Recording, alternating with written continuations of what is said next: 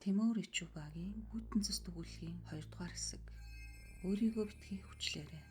Чарльз санаа зовсон хэдий ч өөрийгөө юу ч хийж чадахгүй хамгийн сайн мэдэж байлаа. Юу ч хийж чадахгүй гэж түүнийг үзэн яддаг учраас л юу ч хийж өгөхийг хүсээгүй байх. Тэд цаад өрөө рүү оров. Энд бас тэр өрөө тэнгэр газар шиг ялгаатай байв. Энэ өрөөнд юу ч алга. Дараагийн хаалгыг нээвэл тэд гол өрөөнд орно. Гэвч хаалгыг цаанаас нь ямар нэгэн юмар хаасан байлаа. Тэд энд бууж өгөхийг хүссэнгүй. Хаалгыг эвдлэн тулаад онгойхгүй эсэн шүүгээ түлхэн унгаж зам гарав. Гол өрөөнд их хүн өнөр бүр хүчтэй байгаач энд хаасайгүй зогцсноо төвөн. Зарим зогцснууд аль хэдийн өчгсөн байсныг хэлхэн зүйтэй болов. Салсан гар, чих, дотор эргэтэн бас хил. Энд ч мөн тэднийг гоёл болгон ашигласан бололтой. Лааны суур, ширээн дээрх гүц, сандлын арал дээгүүр нэг хөглөрсөн байв. Хөшигний хажууд дахь ширээн дээр нялх хүүхдийн цээжийг нь яраад орхичихсон. Шатны хажууд 6-аас 8 орчим насны хүүхдийн хуруугаар хийсэн хүзүүний зүйлд хүртэл байсан гэж. Энэ бүхнийг харсны дараа Чарльз шууд л бөөлжчихв. Чөтгөрөгч. Би энийг зүгээр л цуврал аллах гэж бодсон. Энэ одоо ямар хараал идмэр нь вэ? Винсент харин түүнийг орхиод хаана ихтэй явчихсан байв. Чарльз уруулаад ухтраа дураараа юм гэсээр цаашаглаа. Чарльз түүнийг арай ядан олоход тэр аль хэдийн дараагийн сэжүүрийг хараад сууж байлаа. Ван дүүрэн цус. Мөн доор нь гიშгүр болгон тавьсан хүний чэйжин биеийн арьс. Винсент хамраа үрчээлэн эмэгтэйчүүдийн дунд нэг хачи яриа даргасан байсан. Халуун цуснд орвол залуучдаг гэж та мэдхүү хэмээн асуулаа. Энэ асуулт Чарльзд аимшигтай санагдахаж тэр мэднэ. Тэр хамгийн сайн мэднэ. Тэрний 20 жил зүтгэсэн хатан нь үүнийг туршиж үзэж байсан шүү дээ. Наашаа ирэхээс нэг сарын өмнө дуулсан юм байна. Тэр ирж шимчгүй хотлог үлв. Харин Винсент инээд алтан. Тийм үү, би ч бас гэлээ. Тэднийг байшинд ороход бараг л үүр хаяарч байв. Тэд өнөөдөртөө ямар ч л байсан эсэн мэд буцаж ирлээ. Гэхдээ тэднийг очих үед яагаад алуурчин байгаагүй, мөн хүн нэвтэрснийг мэдвэл яах вэ гэсэн олон асуулт хөрөн. Чарльзыг хэсэг нүдэн амраагаас ирэхэд Мэри Винсенттэй ярилцаад сууж байлаа. Чарльз юу болсон юм хэмээн нойрмог цангисан хоолоогоор асуухад Винсент эндээс хурдан арилцгаая гэв. Тэд дахиад цонхоор гадагшлахажээ. Энэ удаа тэд сүүх рүүгээ яарч байлаа. Сүүхэндээ суугаад Чарльз дахиад л шалж эхлэв. Тэр яг юу гэсэн юм? Винсент нүдний ухрахаагаа дараа тэр үд дунд уулзъя гэсэн. Энд болоод байгаа зүйлсийг хэлэх юм шиг байна лээ. Тэр эздийнхээ аюулгүй байдлыг хангахын тулд хэн мэддэхгүй бидний хөөж гаргасан бололтой гэлээ. Чарльз төрхрээд өчигдөр тэд байгаагүй бол овоо хэдүү унгааж болох байсан юмсан гэж санаа алдав. Гадаа борооны уул цуглаж байлаа. Яг л наран дээр чон ирээ сүудэрчгсэн мэт санагдана. 2 цаг хүл бүтэн 2 цаг тэд юу ч ярилгүй сууцгаа. Энэ бүхний эцэст Винсент амнаа. Би салхилж байгаа дэрий Мэриг энд ирэхээр та асуучгаарай гэд сүүхнээс буулаа. Винсент мэл гайхав. Өчигдөр хөнгөө шахуу байсан тосгон өнөөдөр бараг л ургацын баяр тэмдэглэх хэмжээнд хүрчээ. Тэр ногоо хөдөлтөж байсан настай эмэгтэй дээр очиж өнөөх 3 байшингийн талаар асуув. Харин тэр эмэгтэй би энд төрснөөс хойш амьдарч байгаа ч тийм байшин огт мэдэхгүй юм гэлээ. Винсент шууд л ойг зүглэн алхаж эхлэв. Аймад хит шигүү хоёр эргэлдээ тарахад л хаашаа харж байгаагаа мэдгүй тийм шигүү. Тэр яг л шуурганаас уртан агуу олох гэсэн мэт ирчээ нэмхэж. Түүний нүд алдаагүй байсан юм. Ирж явахдаа харсан яг л өнөөх 3 байшин нэг нэгнээ даган сүндэрлэн боссон байх ажээ. Винсент эхний байшингийн хаалгыг зөөлөн тогшлоо. Хин ч хариу үлхэлнэ. Тэр арга ядан хаалгыг онгойлгоход ангийн зүй согтов.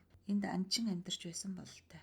Хан дагуулan үлгсэн баавгайн ард, буугийн ивэр, ирвсийн толгой, мөн бас бус амьтны толгойн дээгүүр аалзны шүлц татаад нэлээд хугацаа өнгөрчээ.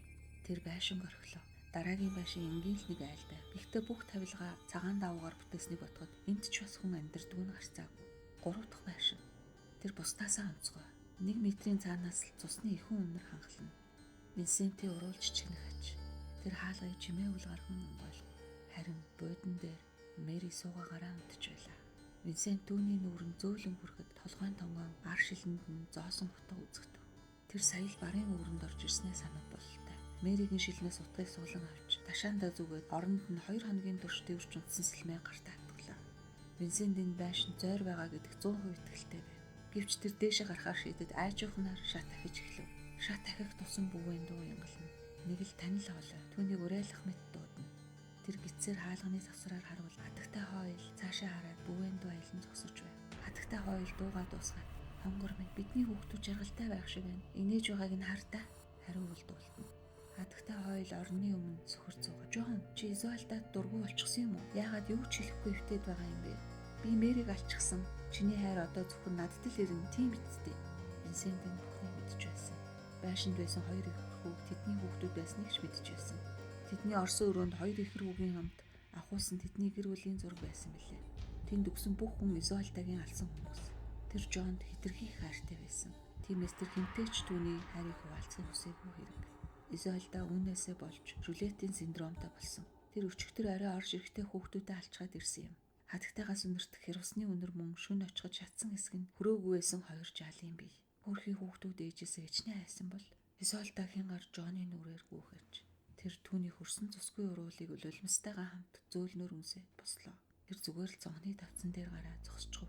Борооны үлийг удтал хар зогсоод бид дараа хамтдаа илүү удаан байж болно үстэй хангар минь. Энэ үгийг хэлээд цонхны шилээр хүрээлэгдэн доош үсэрлээ.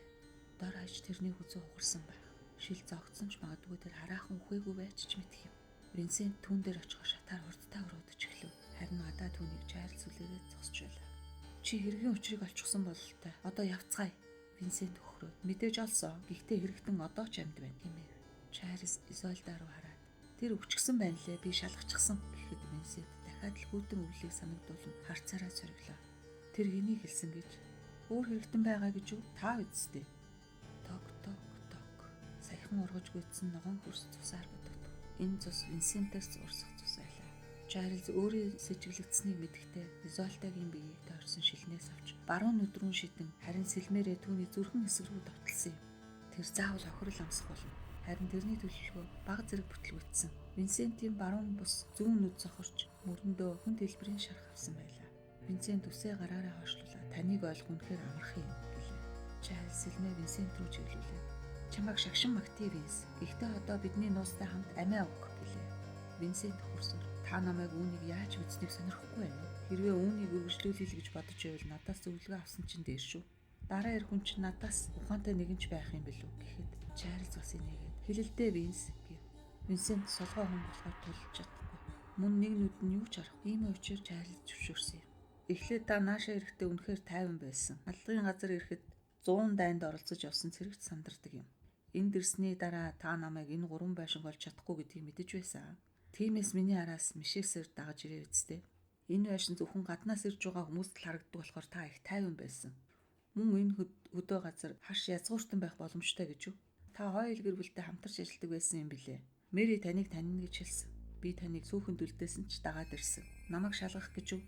Энэ 3 байшин та нарын тус өгөлцөж авалцдаг газар байхаа. Та хоёул хатагтай өвчнийг ашигласан. Тэгээд л тэр таны гарт ороод ирсэн юм. Би байшин дотроос ноён хоёулын захиаг олсон. Тэнд бүх өгсөн хүмүүсийн нэр байна лээ. Бүгд эмэгтэйчүүд байсан гэж. Энэ цуснууд хатан хаан дээр очдог үсттэй. Тэр залуу байдлаа хадгалахын тулд юу л бол юунд гараад үрэхээр байсан. Харин би үүнийг шинжлээд байсан болохоор танд намайг танилцуулж тушаагаа үсттэй. Чарльз одоо л түүний генерал цол нь өөрт нь таарч байна гэж бодлоо. "Хүү минь сайн ажиллалаа. Дараа төрөлдөө илүү аюулгүй өсөд төрөөрэй." Тэрнийг сэлмээ далайхад Винсент гаранд нь сэлмээ зоочрхов. Үүний дараа газарт яолон хэвтэх Чарльзын дээр суугаад Мэригийн хүзүүнээс суулж авсан гутгаа толгойн дунд нь ганцхан дүрээ тархийг нь ярьчихсан тэр. Винсент нүдний хац үсгийг тогтоох гэж хамаг байдаг аргаа барна. Тэрний бие аль хэдийн сэрвэнэн нүд нь юу ч хараа болжээ.